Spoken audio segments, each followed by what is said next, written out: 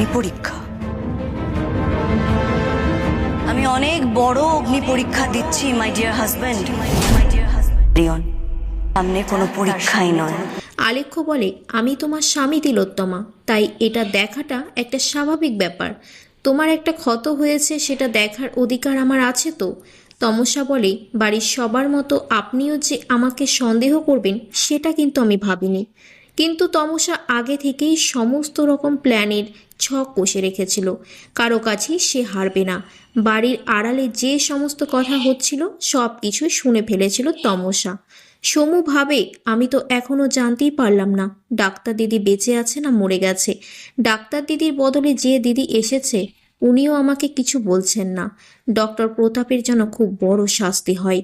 সাধারণ মানুষ নার্সিংহোমের সামনে গিয়ে আন্দোলন শুরু করে দেয়। চারিদিক থেকে ঘিরে ফেলেন নার্সিংহোমকে। ডক্টর প্রতাপ তাদের সামনে এসে দাঁড়ালে সবাই বলে, আমরা তিলোত্তমার বিচার চাই। পরবর্তী পর্ব দেখতে চাইলে অবশ্যই কমেন্ট বক্সে কমেন্ট করতে ভুলবেন না।